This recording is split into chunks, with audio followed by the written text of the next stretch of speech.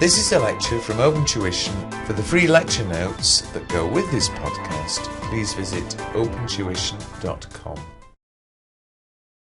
In this session, we're going to look at how we actually value inventory. And there are two rules that you need to learn.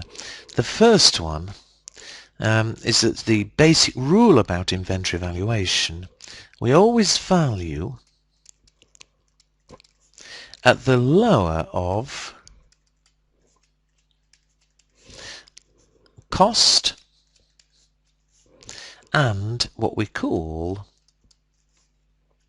net realizable value.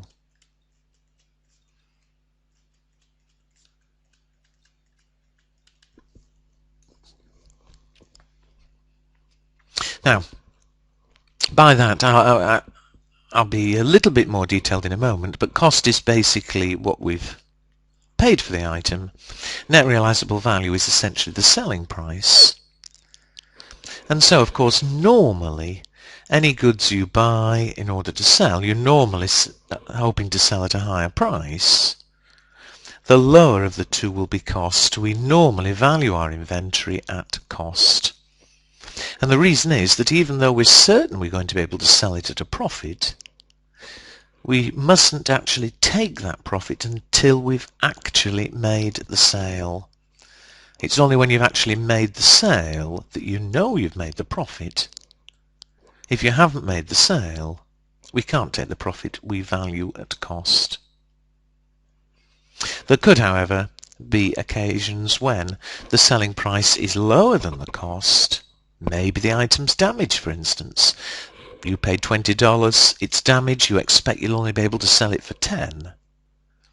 Well, if you think the selling price is going to be lower and therefore you will make a loss on it, we should take the loss immediately. We should value at the lower of the two. So that's the basic rule, always value at the lower of cost and net realizable value.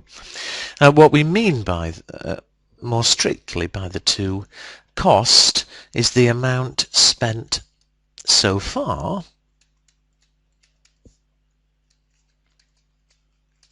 Now what that means, if we're buying goods from a supplier, well, the cost is whatever we paid. But it could be that we're making our own inventory. Maybe we've got a factory that makes desks and then sells them. But it could be at the end of the year we've got some desks that are perhaps only half finished. Well, the cost of those is whatever we spent so far. Net realizable value, well, it is basically the final selling price.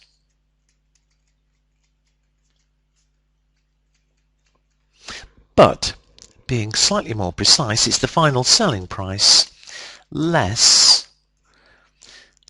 all extra costs there will be before we sell it.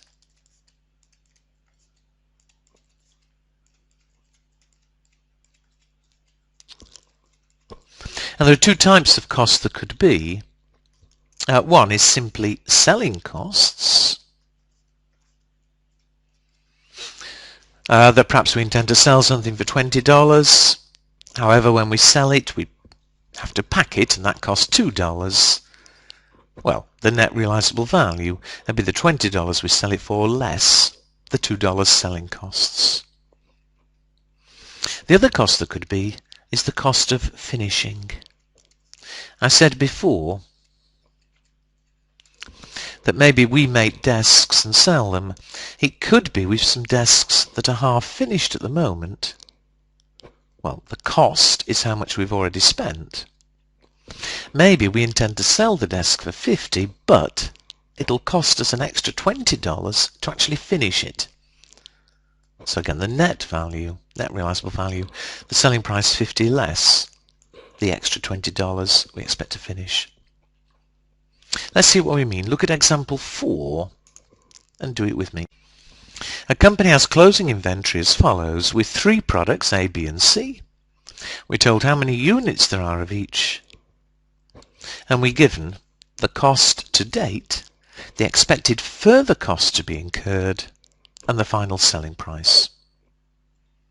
Well, let's do it. First of all, we have to look at each product individually. So product A, we want to value at the lower of cost and net realizable value. Well, the cost is how much we spent so far. And so per unit, here the cost is 10. Net realizable value is the final selling price less any extra costs there are going to be. So here the final selling price is 15.